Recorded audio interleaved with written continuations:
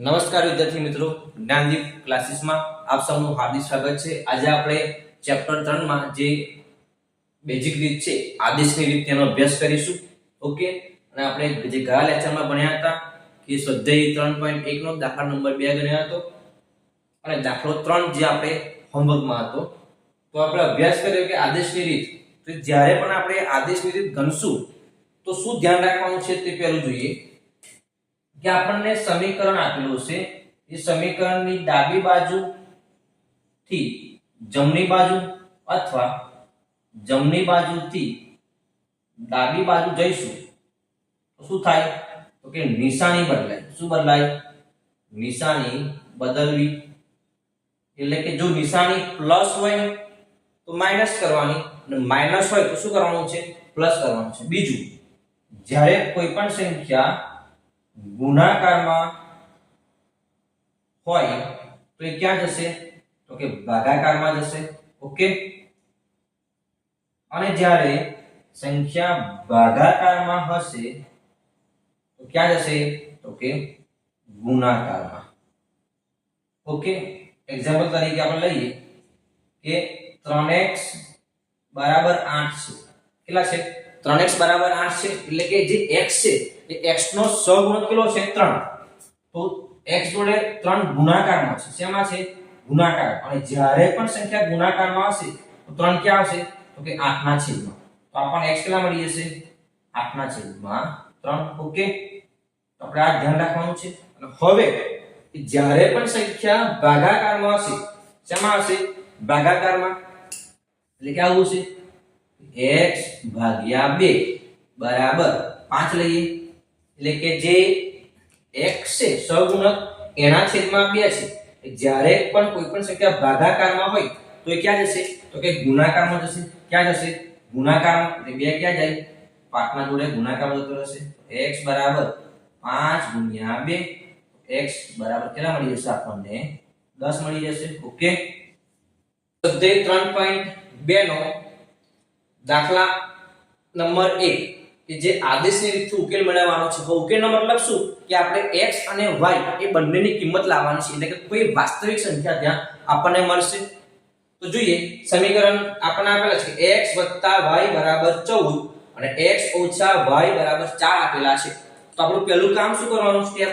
તો કે સમીકરણ નંબર આપી દેવાનો। એટલે સમીકરણ નંબર 1 અને સમીકરણ નંબર 2।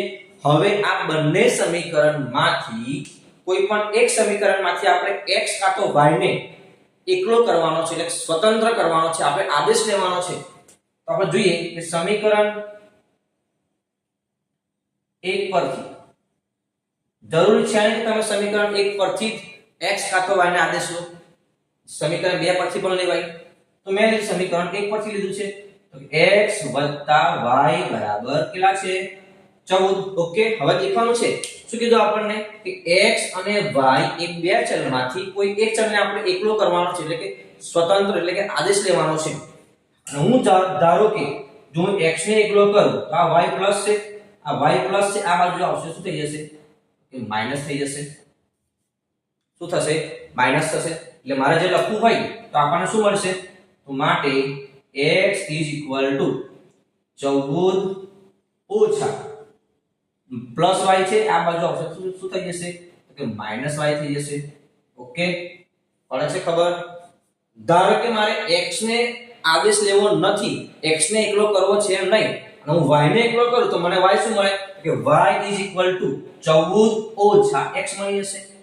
તો આપણને આ સમીકરણ 1 મળી ગયું। બીજું પણ હવે બીજું ધ્યાન આપવાનું છે કે જે સમીકરણમાંથી આપણે આદેશ લીધો છે એ સમીકરણમાં જે x એકલા આવે અને જે y એકલા આવે એને આપણે જે સમીકરણમાંથી લીધું છે એ સમીકરણમાં મૂકવાના છે નહીં, પણ એના સિવાય જે સમીકરણ બાકી રહ્યું છે તે, તો એક સિવાય કયું સમીકરણ બાકી રહ્યું છે? તો કે બીજું બાકી રહ્યું છે, એટલે કે સમીકરણ 3 ને સમીકરણ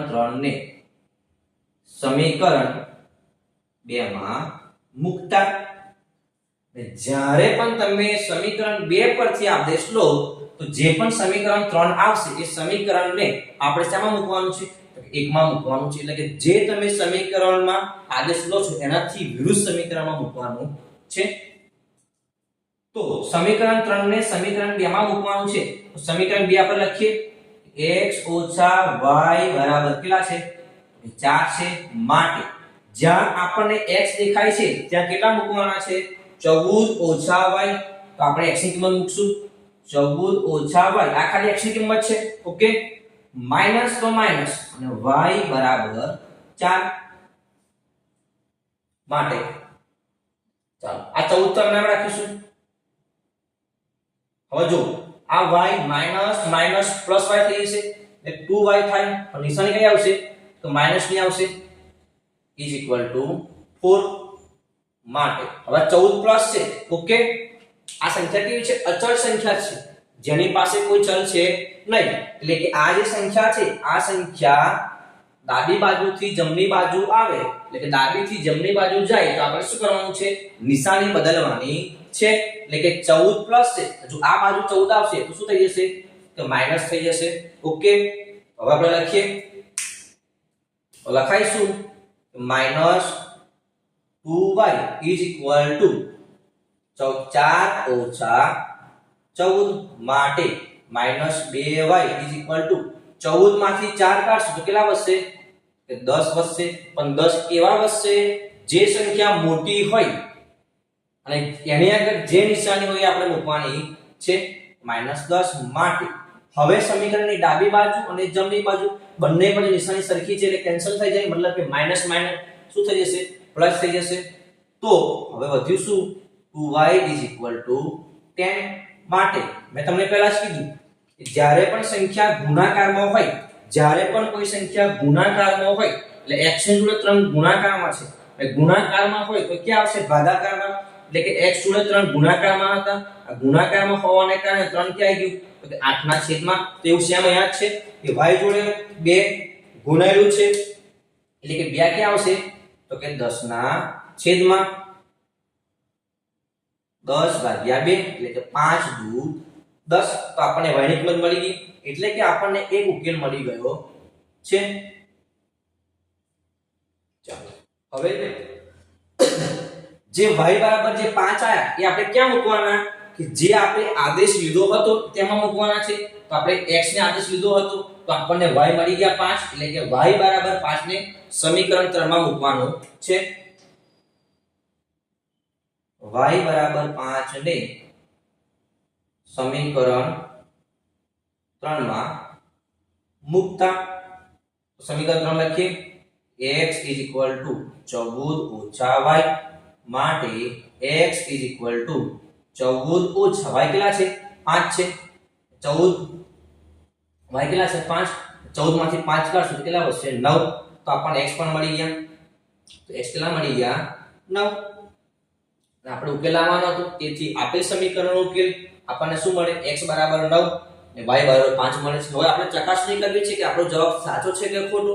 તો આ જે બે બંને કિંમત આવી છે એને સમીકરણમાં મૂકી દો. તો x 9 છે અને y કેટલા છે 5. 9 ને 5 14. 9 માંથી તમે 5 કાઢશો તો કેટલા આવશે 4.